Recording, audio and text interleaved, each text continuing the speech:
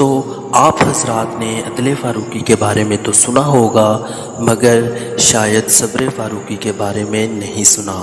حضرت عمر فاروق رضی اللہ عنہ کے بارے میں عام تاثر یہی ہے کہ آپ بہت سخت طبیعت کے مالک تھے، مگر حقیقت یہ ہے کہ آپ نہایت رقت آمیز طبیعت کے مالک تھے۔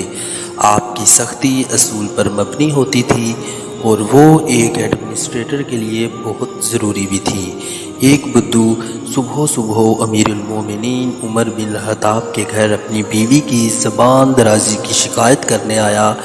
آپ ایک گھر میں رہتے تھے، کوئی 100 کنال کا محل تو تھا نہیں، اندر کی بات باہر صاف سنائی دیتی تھی۔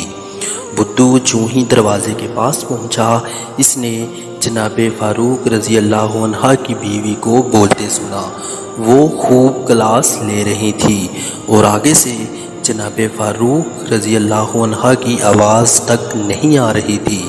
اگر عمر بن خطاب کا یہ حال ہے، جو اتنے سخت ہیں اور امیر المومنین بھی ہیں، تو میرا شمار تو کسی شمار میں نہیں ہے، پھر شکایت کا کیا فائدہ؟ ادھر بدو واپسی کے لیے پلٹا، ادھر امیر المومنین سچویشن کو ٹھنڈا کرنے کے لیے گھر سے باہر نکل آئے۔ آپ نے بدو کو واپس جاتے دیکھا اور اس کی چال ڈھال سے سمجھ لیا کہ یہ مدینے کا باسی نہیں، کوئی مسافر ہے۔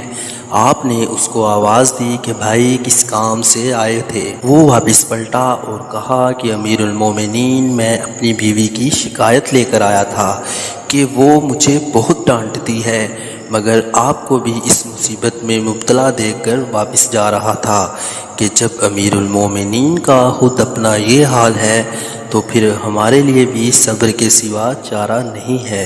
امیر المومنین عمر فاروق نے اسے نصیحت کی، فرمایا میرے بھائی، اس کی یہ ساری باتیں میں اس کے ان احسانات کے بدلے برداشت کرتا ہوں جو وہ مجھ پر کرتی ہے۔ وہ میرا کھانا تیار کرتی ہے، میری روٹی پکاتی ہے، میرے کپڑے دھوتی ہے، میری اولاد کو دودھ پلاتی ہے اور میرے دین کی حفاظت کرتی ہے، مجھے حرام سے بچاتی ہے، اور یہ سب اس پر واجب بھی نہیں ہے۔ اس شخص نے کہا، امیر المومنین، میری بیوی بھی یہ سب کام کرتی ہے۔ آپ نے فرمایا تو پھر اس کو برداشت کرو بھائی، یہ تھوڑی سی مدت ہی کی تو بات ہے، پھر نہ ہم رہیں گے اور نہ وہ۔ صدقت یا امیر المومنین، بدو نے کہا آپ سچ کہتے ہیں امیر المومنین، اور واپس چل پڑا۔ اسے عملی سبق مل چکا تھا کہ بولنا عورت کا عیب نہیں، برداشت کرنا مرد کا امتحان ہے۔ جزاک اللہ۔